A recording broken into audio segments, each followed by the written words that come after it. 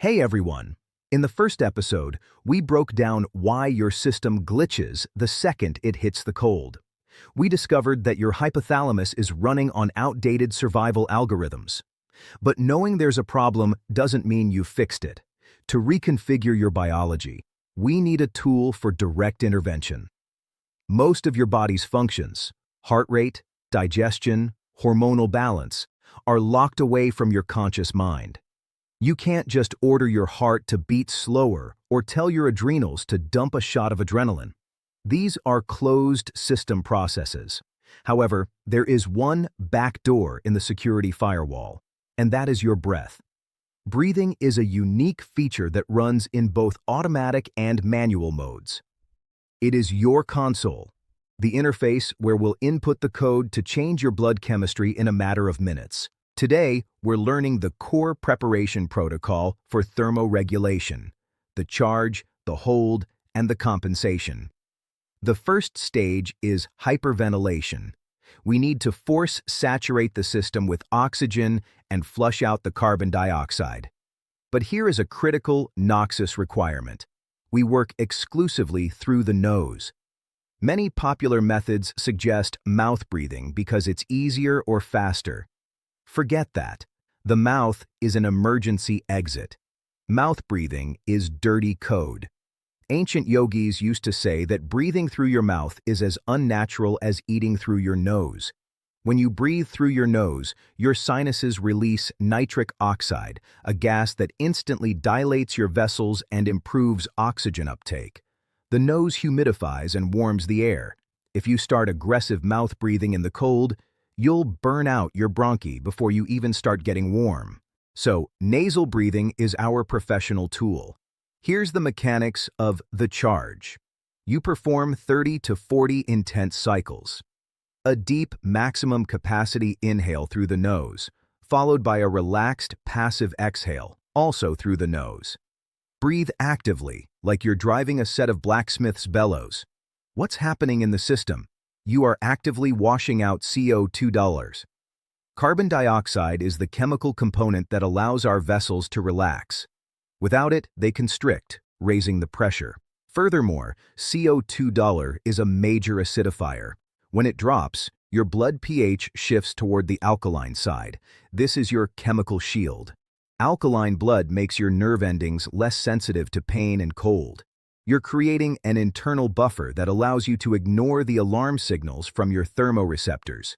After the last exhale, you perform a breath hold. As you stop breathing, your oxygen levels begin to drop, and CO₂ starts to climb. In an average person, the CO₂ sensor is hypersensitive. The moment it ticks up, the brain panics and forces a gasping reflex. In NOXUS, we train the brain to handle high CO₂ levels. We raise its sensitivity threshold. Why does this matter for heat? This is where the Bohr effect kicks in. Hemoglobin grips onto oxygen and won't release it to the tissues if there isn't enough carbon dioxide in the blood. As CO₂ builds up during the hold, it acts as the key that unlocks the hemoglobin molecule. Only then does the oxygen you charged earlier actually reach your cells, brain, and muscles. Plus, as we discussed, CO₂ is needed to open up the vessels. This allows hot, oxygen-rich blood to flood into the tiniest capillaries and warm your body.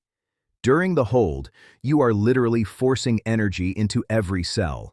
This is when you'll feel waves of heat spreading from your core to your periphery. That's your hardware engaging in active internal combustion. When the hold on the exhale becomes critical, you take a calm breath in. But this isn't just a breath. This is the compensation phase.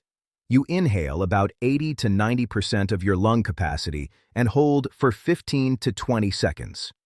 At this moment, you perform a physical override. You tense the muscles of your pelvic floor, abdomen, and chest. You push the pressure upward toward your head and neck. The technical purpose of compensation is threefold. First, repressurization. This instantly levels out your blood pressure, clearing any dizziness or spots in your vision and stabilizing the system. Second, thermogenesis activation.